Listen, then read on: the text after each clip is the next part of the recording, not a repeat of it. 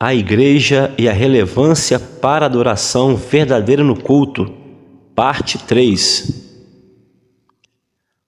O Dicionário Bíblico Unger, da Sociedade Bíblica do Brasil, 2017, página 257, comenta sobre comunhão. Abre aspas. Significa companheirismo, uma relação na qual as partes têm algo em comum, uma interação familiar. Os cristãos têm comunhão com o Pai, com o Filho e com o Espírito Santo, e também uns com os outros. O amor fraternal e a comunhão mútua são necessários à comunhão com Deus e a manifestam. 1 João 4,12. Cristo orou para que o seu povo tivesse comunhão entre si. A comunhão com Deus é essencial à frutificação. João 15, 4 ou 5. No capítulo 2, nós aprendemos que a palavra comunhão expressa a intimidade que deve haver na vida cristã, tanto com Cristo, bem como com os irmãos. Capítulo 3. Elementos centrais do culto. Na visão apostólica, existem 3 elementos centrais imprescindíveis em um culto: a palavra de Deus, a oração e a adoração. 3.1. A palavra de Deus é central no culto. A palavra de Deus é essencial à vida cristã. Jó a considerava mais importante do que a própria comida. Jó 23:12. A palavra de Deus é o mais importante cardápio no alimento espiritual do crente. Por reiteradas vezes ela é comparada com um alimento que nutre a vida espiritual. Mateus 4:4. O pastor Lorival Dias Neto, na obra Revista Betel Dominical, segundo trimestre de 2010, página 49, comentou uma lição sobre a Igreja e a Bíblia. No 3.1, seu lugar de culto. Assim diz: a Bíblia é o instrumento primordial para o desenvolvimento do culto. Ela ocupava o lugar central no ministério dos apóstolos. Quando se compreende esta realidade, ela está presente do início ao fim, por meio das orações, dos cânticos da adoração, ou seja, toda a liturgia tem a sua base na Bíblia. O desprezo pela palavra de Deus tem resultado em cultos sem conteúdo, vidas vazias, levando a uma superficialidade espiritual adoecedora. A relevância da exposição bíblica em um culto é atestada quando o apóstolo Paulo apresenta a doutrina, ou seja, a instrução como um dos elementos da liturgia. 1 Coríntios 14:26. No culto praticado pelo pentecostalismo clássico, se mantém as escrituras sagradas como padrão para analisar as manifestações espirituais. Tal conduta está de acordo com a diretriz que encontramos no Antigo Testamento. Destacamos 2 exemplos. Primeiro, Êxodo 8:25-27, quando o faraó propôs a Moisés que o povo de Israel oferecesse sacrifícios a Deus na própria terra do Egito. Moisés respondeu: sacrifiquemo-nos ao Senhor nosso Deus como Ele nos dirá. A palavra a ser revelada é que instruiria como o povo deveria servir a Deus. E segundo, 1 Crônicas 13:15, o próprio rei Davi reconheceu que não tinham sido bem-sucedidos em levar a arca de Deus para Jerusalém, porque não tinham agido segundo a ordenança ou conforme a palavra do Senhor. Não é qualquer culto que Deus aceita. 3.2. O efeito da oração coletiva.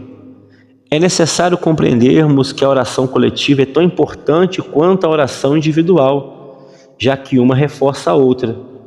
No livro de Atos, podemos aprender algumas lições sobre o efeito da oração coletiva e a importância que ela tem e que a obra de Deus possa avançar. É crucial que a Igreja, o corpo de Cristo, cultive a oração coletiva em conexão com a vontade de Deus já revelada, como vemos na descida do Espírito Santo, em Atos 2, 1 ao 4. É perseverando em oração coletiva que o Espírito Santo se manifesta coletivamente. Se queremos ver e participar das manifestações do Espírito Santo na igreja, devemos orar coletivamente. No cenáculo estavam quase 120 pessoas e todos foram cheios do Espírito Santo. Isso pode repetir-se hoje, desde que a igreja esteja disposta a perseverar em oração. Atos 2:42. O Senhor Deus atendeu à contínua oração da igreja e enviou um anjo para libertar Pedro. Coleção Betel Dominical, volume 4, página 315, comenta, abre aspas, a igreja deve zelar pela comunhão com o Senhor através da oração. A oração é o meio pelo qual a igreja tem comunhão direta com o Senhor. O fervor da igreja dependerá de sua vida de oração diante de Deus. Fecha aspas. O valor da adoração coletiva. A manifestação da presença de Deus em um culto não se deve ser o anelo somente daqueles que o dirigem, o dirigente, o ministério de louvor, o pregador. Não viemos para assistir um culto, viemos para realizá-lo. Não somos meros figurantes, somos adoradores conscientes. Todos quantos estão em um culto são agentes importantes na realização do mesmo. Em 1 Coríntios 14:26, o apóstolo Paulo recomenda, abre aspas, quando vos ajuntais, ou seja, para cultuar, cada um de vós tem salmo, tem doutrina, tem revelação, tem língua, tem interpretação. Faça-se tudo para edificação. Todos os membros eram convidados a participar conforme o Senhor os dirigia. Um desejava cantar um hino, o outro era conduzido pelo Espírito para compartilhar alguma doutrina.